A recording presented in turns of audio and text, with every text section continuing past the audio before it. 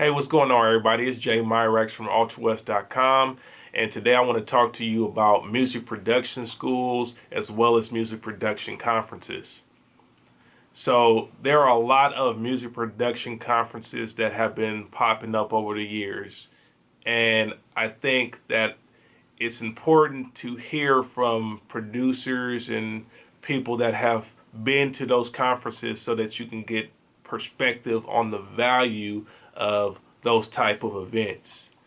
I think that a lot of producers sleep on the concept of attending music production conferences as well as industry mixers and events. These types of events can bring a lot of value to the table if you're ready to network. One of the things I noticed though is that people get really skeptical about going and spending money to be in a situation like a conference or a music production mixer or a songwriting clinic or something like that. And I think most of the fear has to do with the idea of losing money. People don't want to lose money. Let's be real. You don't want to spend money and not get a return on your investment. So I understand the reservation of not wanting to spend, say, $300 of your money to go somewhere with no real idea of what you're going to get. From my experience going to music production conferences, I can tell you that because I was prepared to network with my peers, I was able to get a lot out of the conferences. So, for example, the first conference that I attended in person was the 2009 One Stop Shop Conference. If you look at my YouTube channel, you can see in the YouTube channel a recap video that I did from that conference. And that conference was amazing. There were a lot of celebrity producers there, shot money through that event and brought all of our favorite producers out to talk to us. So they all had different perspective and stories and inspiring things to talk to us about. There were also beat battles. There were also panels just talking about music industry in general. There was a lot of knowledge and information given in that conference. Now, the conference was $300 per person. That was not including the hotel. That was not including the flight or the travel. So it was an investment. I think I was out of pocket about $700 to $800 for that event easily. But it was so worth it because the connections that I made were invaluable. I talked to my peers primarily because my thought was that the peers that I met were going to have the most hunger. They were going to be the most attentive to me, and I had the best chance of making a good impression on them. You have to understand that when you go to a conference and there's a lot of established producers or artists out there, most of the people in the audience, all the attendees, are going to want to talk to the established superstar celebrity producers and artists, which means that you have potentially, say, 300 or 400 different hungry producers running up to 5 different people, 5 celebrities, and you expect the celebrity to remember you out of the crowd of 300. If you want to get remembered by the panelists, the best thing to do is to participate in a beat battle. If you're in a conference that is supporting a beat battle, you want to be in the beat battle and you want to give it your everything. You want to be prepared for the beat battle, prepared to show out. If you're not going to participate in the beat battle, I would suggest that when you go to the conference, you talk to people that are like you at the conference, because that is where you're going to find most of your opportunities. People that are like you, that are hungry, that are passionate, that are willing to go the extra mile to take their careers to the next level. Those are the people that you want to make connections with.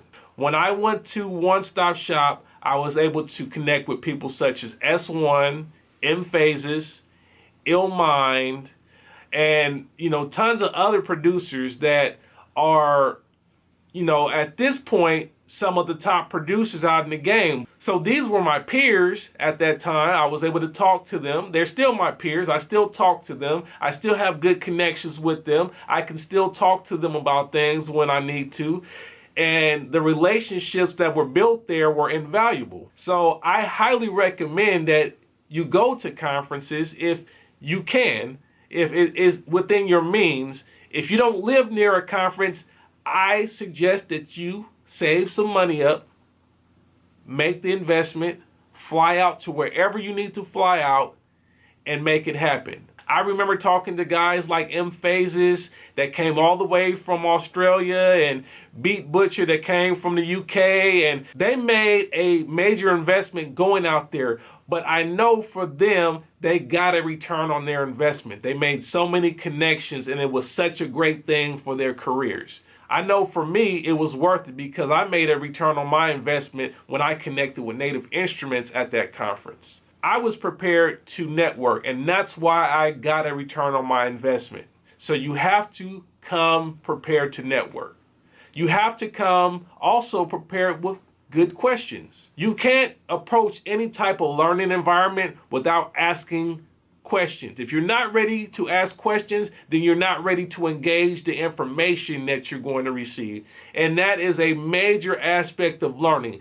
In order for you to be fully engaged, you have to be prepared to ask good questions. That means you have to take some time to think about what you want to know and what you want to get out of it before you actually go to the event.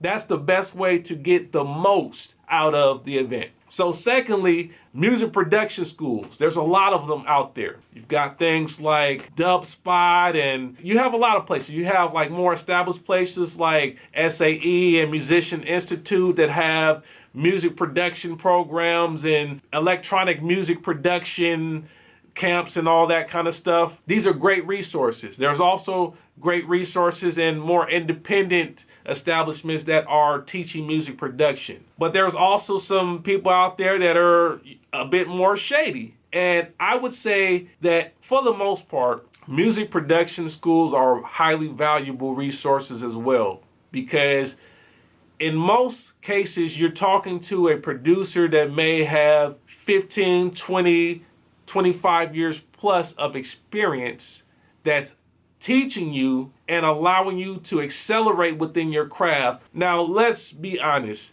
Today, of course, you can go to YouTube and you can study and you can teach yourself as much as you can. I taught myself a lot of music production. I read a lot of books. There was no YouTube when I was coming up, but I read a lot of books and I tried to talk to producers that were more knowledgeable than me and tried to pick their brains for information as much as I could. And I think that's where the music production schools really offer a lot of value, because you can pick somebody's brain that has been doing it, that has a perspective that you may not have on music production given your experience level. I still find myself talking to well-established music producers that have platinum plaques, listening to their information, soaking up all the wisdom and knowledge that I can, because it is valuable and I can apply that information into my own production endeavors. So it's important to talk to music producers that have experience and knowledge and that are willing to share the information with you. I would suggest, though, if you're skeptical about music production schools, pay close attention to the results of the teacher or the establishment that is offering the instruction. Look at the results. Look at the accolades. Look at the things they have accomplished. Do they have results that are professional that you can look to and reference? If they have professional results that you can reference and they have a good track record, then I would suggest that you take what they're offering seriously, because it is not that often that established producers are willing to give you information, even if it is for a fee. At the end of the day, if you're a serious music producer, you should always be a student. You should always be looking to gain knowledge on your craft so that you can move to the next level. So I highly recommend that if you're in a place where you feel like you want to learn more and you want to get more advanced in your music production schools are also another great resource. I always recommend reading books, looking at videos, doing as much as you can on your own, and then reach out to producers that also have knowledge and wisdom that are willing to share with you. All right, so those are some quick tips about music production schools and music production conferences. Just remember, you have to be willing to be a student, be humble, understand that we can all learn, always be a student, and you'll get a lot out of these types of resources. So that's pretty much it. Until next time, just want to tell y'all peace and God bless, and we'll talk soon. All right, I'm out.